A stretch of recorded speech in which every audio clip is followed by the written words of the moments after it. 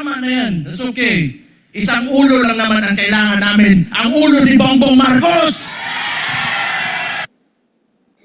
Mr. Witness, napanood mo ang video.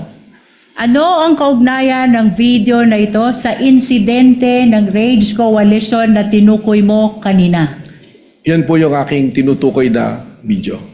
Ano ang partikular na sinabi ni Mayor Sebastian Duterte sa nasabing insidente kung iyong naaalala? Sinabi po niya na isang ulo lang naman ang kailangan namin, ang ulo ni Bongbong Marcos. Mr. Witness, ano ang kahalagahan ng insidenteng ito sa Rage Coalition sa investigasyon na ginagawa ng Special Task Force kaugnay ng banta ng Vice Presidente sa buhay ng Presidente? Objection, Your Honor. Up to now, the prosecution has not established the relevance of these incidents to the matter at hand, Your Honor. Your Honor, I'm We're in the objecting on the basis process. of irrelevance, Your Honor. I'm in the process of establishing the relevance already, Your Honor. Counsel, kindly do so as best you can with the shortest possible time. I will allow it. Yung pong video na yan ay amin pong naikumpara sa mga naging pahayag ng ating Vice Presidente na kung saan meron din po kaming bidyong binalikan na ang ating Vice Presidente ay nagre-repair din po sa pagtanggal ng ulo ng ating pong Presidente. Kung kaya't nakita namin po ang pagkakahambing ng statement po ng ating pong Mayor at ng Vice President Sara Duterte. Mr. Witness, binanggit mo ang isang insidente kung saan sinabi ng Vice Presidente gusto tanggalin ang ulo ng Presidente. Ano itong insidenteng ito kung iyong nalalaman? Sa aking pong recollection sa pag-iimbestiga, ito po yung kanyang press conference noong October 18 ng 2024 kung saan sinabi niya, gusto kong tanggalin ang ulo niya ba? At sinabi rin po niya nga, imagine cutting his head. So yan po ang binabanggit ko na video. Kaugnay ng sinabi niya na gusto ko tanggalin yung ulo niya ba? Anong partikular na bahagi ng binanggit mo na video ang tumutukoy sa sinabing ito ng Vice Presidente? Mr. Presiding Officer, respectfully, with your permission, for the timestamp, I want to refer to my Witness is notes. allowed to refer to his notes Salamat with the po. assistance and within the view of the counsel, assisting counsel for the respondent and the prosecution if they so desire. Your Honor, can we ask permission to scan the whole notebook, Your Honor? Or at least the salient portions of the notebook, Your Honor. To look at it, to scan it, to see that if baka may mga nakasulat na iba dyan na wala nang kinalaman. Just to confirm that it is indeed his notes with respect. What is the book you are referring to or notebook you're referring to, Attorney Matibag? Mr. Presiding Officer, actually, diary ko po ito at saka notes eh. Combination. So, kung makikita naman po, mula pa noon, iba't iba pong nakasulat dito. May mga personal po, may mga usapin. Ito lamang pong notes ko na to, nakatuon dun sa date kung saan po nagkaroon na ng investigation po yung Administrative Order number 11. Then just the salient portions, Your Honor. Your Honor, just for the record, we would like to invoke the right of the witness to refer to his notes because that note pertains to investigation notes which were prepared, done, written at the time of the investigation, Your Honor. That is to refresh his memory, Your Honor. No, the presiding officer already allowed it. Counsel for the respondent, your assisting counsel is there.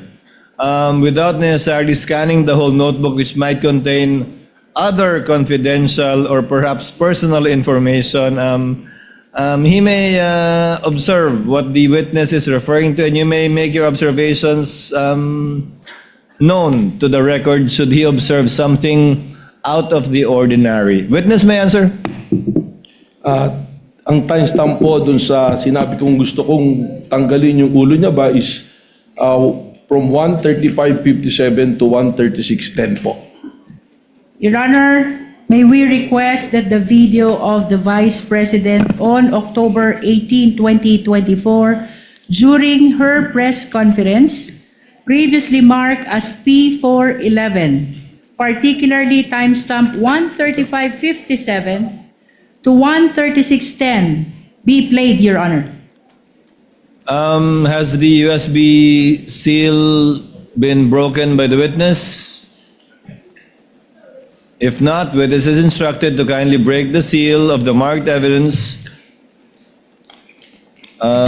in full view of the assisting counsels for the parties. Thereafter, for the USB to be brought to the tech booth, and the clerk of court is instructed to have it played with respect to the identified timestamps of Director Matibag.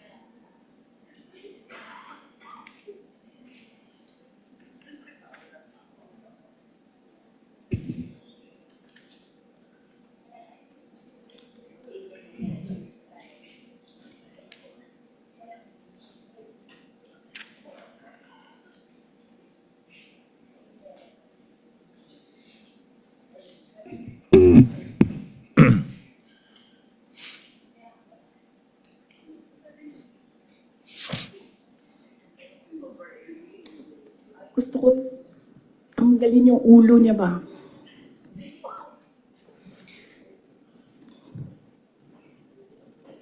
Mr. Witness, Toxic napanood mo ang video. The video is still playing, I believe, lead prosecutor. Unless you want it cut already.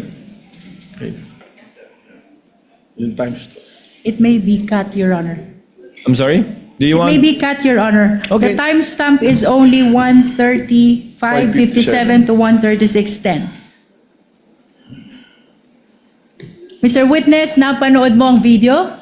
Ano ang kaugnayan nito sa insidenteng tinukoy mo kanina kung saan sinabi ng Vice Presidente, gusto kong tanggalin ang ulo niya ba? That is the same video that I was referring to. Kanina, Mr. Witness, binanggit mo din na may sinabi ang Vice Presidente, I imagine myself cutting his head. Anong partikular na bahagi naman ng video na iyong tinukoy ang tumutukoy sa sinabing ito ng Vice Presidente kung iyong nalalaman? Again, Mr. Presiding Officer may be allowed to look for the Witness may accuracy do so. of Thank you po. Timestamp 136:52 po to timestamp 136:58. Your Honor, may we request that the same video be played, particularly timestamp 136:52 to 136:58. Pertaining to the same exhibit, counsel. Yes, Your Honor. Same exhibit P411. Tech is instructed through the clerk of court to kindly play the video. Imagine myself cutting his head.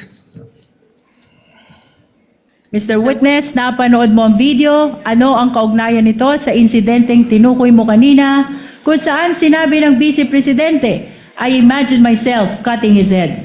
Yan din po yung video ang aking tinutukoy. Mr. Witness, kanina ay binanggit mo ang insidente ng Mayor Sebastian Duterte. Kaninong ulo ang kailangan nila kung iyong nalalaman? Objection asked and answered, Your Honor.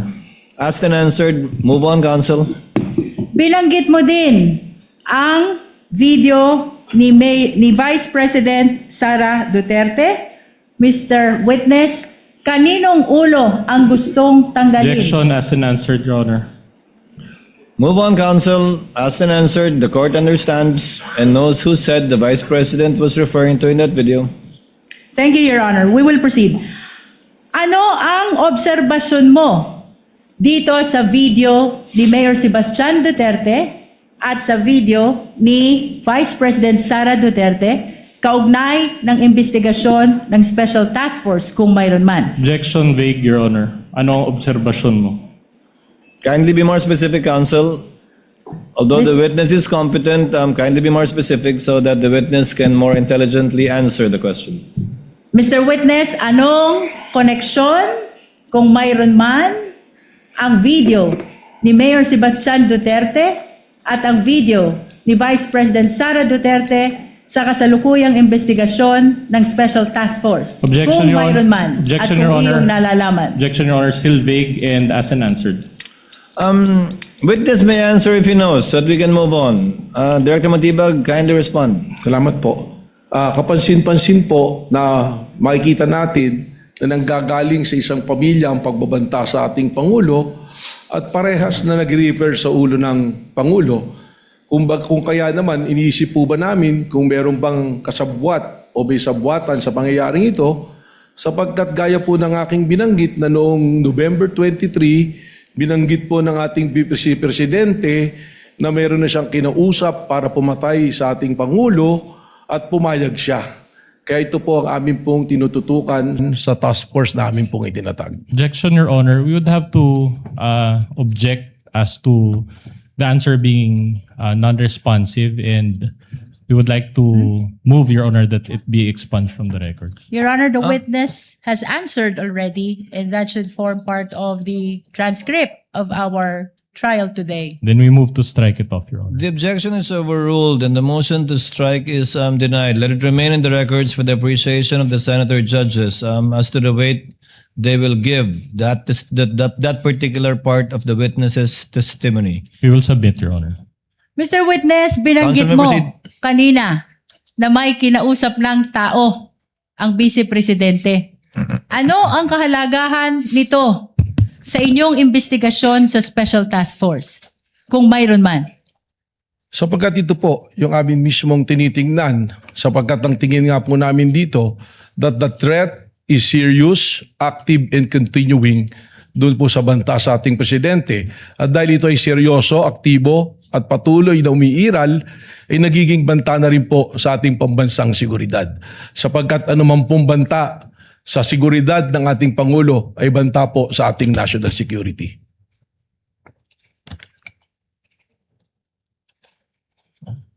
Mr. Witness, ano ang inyong obserbasyon kung mayroon man doon sa sinabi ng Vice Presidente na mayroon na siyang kinausap na tao? Objection vague, Your Honor. Your Honor, the witness is very much competent. Please allow him to answer the question. Objection overruled. Witness may answer. Kindly move on, counsel. I think I know where you're getting at, but kindly move on toward your point. Witness may answer. Ang obserbasyon po namin dito ay hindi na ito isang banta, kundi isang plano. Sapagkat ang tingin po namin dito ay inianunsyo ng ating Vice Presidente ang kanyang planong pagpatay sa Pangulo ng Pilipinas at mga nabanggit pa ang kanyang gustong ipapatay doon po sa kanyang pagbabanggit sa kanyang press conference. Kanina, Mr. Witness, binanggit mo ang investigasyon ng NBI noong November 2024. Ano ang pagkakaiba kung mayroon man ng investigasyon ng NBI noong November 2024 sa kasalukuyang investigasyon ng Special Task Force na nagumpisa noong Abril 2026? Malaki po ang pagkakaiba. Yung investigasyon po na natapos na ginawa noong November 24 na nag-iimbestiga doon po sa grave threat at sa inciting to sedition, ito po ay ordinaryong krimen na iniimbestigahan na sa ngayon po ay nakabinbinma sa Department of Justice para sa kanilang resolusyon. Pero ang amin pong iniimbestigahan ay sinuulit ko nga po, the serious, active, and continuing threat to the life of the President which already transcend to a national security issue. Sapagkat malinaw po na hindi na ito banta, kundi isang plano na patayin ang Pangulo ng Pilipinas. With the permission of the Council of the Parties, Chair would like to clarify for the record and for the senator judges that the investigation conducted by the NBI in November of 2025, the witness was not yet the director at that time, but he can testify as to the fact that the agency he now heads conducted the investigation, but not as to the truth of the investigations conducted at that time, but as to the fact that investigations were conducted only.